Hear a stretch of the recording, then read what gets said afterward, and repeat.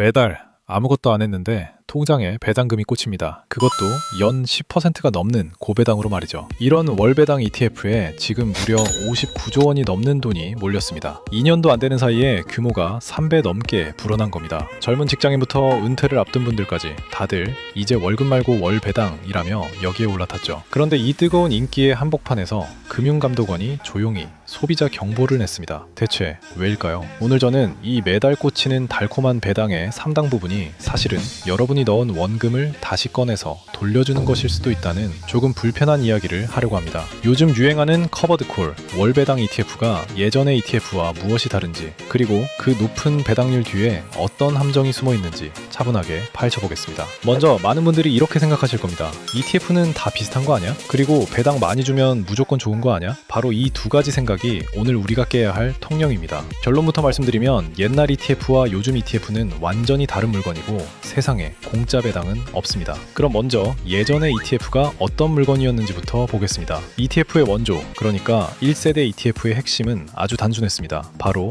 지수를 그대로 따라가는 것이었죠. 예를 들어 미국의 대표 500개 기업을 담은 지수나 우리나라 대표 200개 기업을 담은 지수, 이런 걸 통째로 아주 싼 수수료로 사는 겁니다. 이런 ETF의 목적은 명확했습니다. 시장 전체의 성장에 올라타서 내 자산을 천천히 불리는 것, 즉 자산을 증식하는 게 목표였습니다. 배당을 노리는 게 아니라 주가 자체가 우상향하기를 기다리는 거죠. 투자의 대가 워런 버핏이 평범한 개인에게 유언처럼 남긴 조언도 바로 이것이었습니다. 복잡한 거 하지 말고 그냥 저비용 지수 추종 ETF에 꾸준히 묻어두라는 것. 왜냐하면 이런 상품은 수수료가 극도로 저렴하고 시장 전체를 사는 것이라 특정 회사가 망할 걱정도 없고 무엇보다 시간이 지날수록 복리로 자산이 불어나기 때문입니다. 화려하진 않지만 시장을 믿고 오래 묻어두는 자산 증식의 정석 같은 상품이었던 겁니다. 그러니까 예전의 ETF는 매달 돈을 받는 상품이 아니라 미래에 크게 불려서 찾는 상품이었던 거죠. 자, 그런데 최근 몇 년 사이 ETF 시장의 유행이 완전히 뒤바뀝니다. 사람들이 원하기 시작한 건 더 이상 먼 미래의 자산 증식이 아니라 당장 이번 달 내 통장에 꽂히는 현금이었습니다. 고령화로 노후가 길어지고 월급 외에 또 다른 현금 흐름을 원하는 사람이 폭발적으로 늘어난 거죠. 바로 그 욕구를 정확히 파고든 게 월배당 ETF,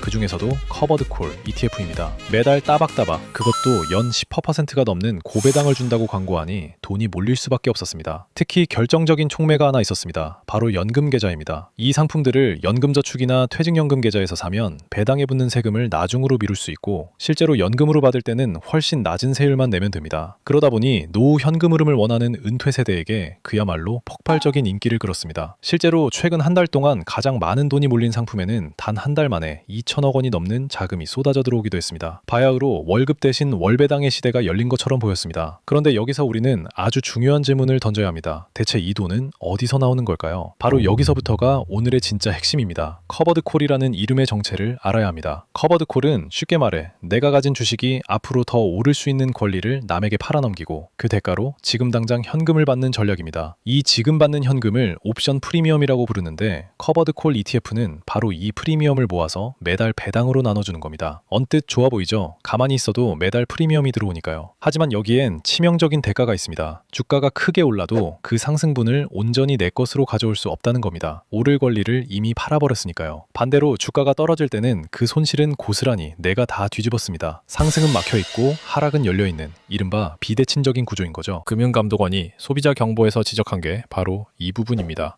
그런데 더 충격적인 사실이 있습니다. 특히 매일매일 옵션을 팔아 배당률을 극단적으로 높인 상품들의 경우 매달 나눠주는 그 배당금의 상당 부분이 사실은 여러분이 넣은 원금을 그대로 다시 돌려주는 돈일 수 있다는 겁니다. 이걸 전문 용어로 원금 반환, 영어 약자로는 ROC라고 부릅니다. 무슨 말이냐면 내가 100만 원을 넣었는데 회사가 그중 5만 원을 떼서 이게 이번 달 배당입니다 하고 돌려주는 것과 비슷한 상황이 벌어질 수 있다는 거죠. 통장에 돈은 꽂히니까 수익이 난 것 같지만 정작 내 원금, 즉 그 ETF의 순자산 가치는 조금씩 녹아내리고 있는 겁니다. 화려한 배당률이라는 껍데기 뒤에서 내 원금이 야금야금 깎여나가는 거죠. 이게 바로 커버드콜 ETF의 가장 큰 함정, 제 살 깎아먹기입니다. 특히 초창기에 나온 1세대 커버드콜 상품들이 이 함정에 취약했습니다. 이들은 보유한 자산 전부에 대해 기계적으로 오를 권리를 팔아버렸거든요. 그래서 시장이 크게 오를 때는 그 상승을 거의 누리지 못하고 시장이 내릴 때는 손실을 그대로 맞으면서 장기적으로 순자산 가치가 계속 흘러내리는 모습을 보였습니다. 배당은 꼬박꼬박 나오는데 정작 내가 산 ETF의 가격 자체는 계속 떨어지는 기묘한 일이 벌어진 겁니다. 그래서 여기서 반드시 기억하셔야 할 원칙이 하나 있습니다. 배당률과 진짜 수익률은 전혀 다른 개념이라는 겁니다. 우리가 봐야 할 건 매달 꽂히는 배당금이 아니라 그 배당금에다가 ETF 가격의 변화까지 전부 합친 총 수익률입니다. 예를 들어 볼까요? 1년 동안 배당을 12%나 받아서 신났는데 그 사이 ETF 가격이 15% 떨어졌다면 나는 사실 3% 손해를 본 겁니다.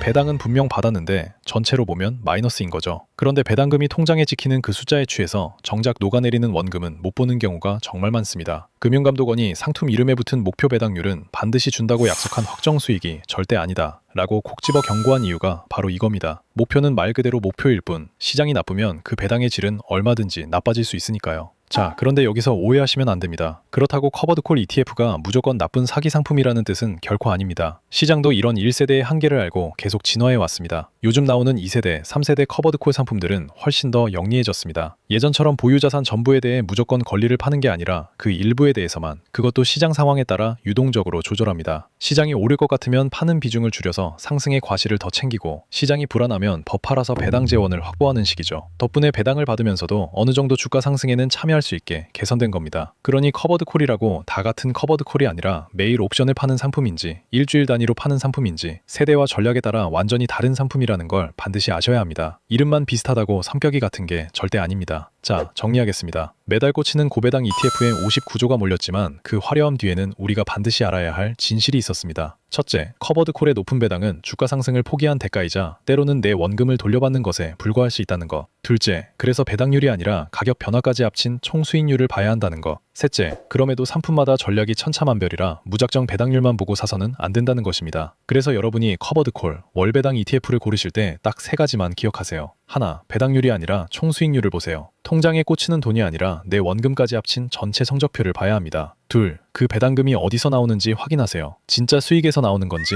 아니면 내 원금을 돌려주는 건지는 공시에 다 나와 있습니다. 셋, 나에게 맞는 용도인지 따지세요. 먼 미래의 자산 증식이 목표라면 예전의 지수 추종이 나을 수 있고, 당장의 현금 흐름이 꼭 필요하다면 커버드콜이 답일 수도 있습니다. 결국 좋은 상품과 나쁜 상품이 따로 있는 게 아니라 그 상품의 진짜 얼굴을 알고 사느냐, 배당률 수저에 취해서 사느냐의 차이일 뿐입니다. 매달 꽂히는 그 배당금, 여러분은 그게 어디서 나오는 돈인지 알고 계셨습니까?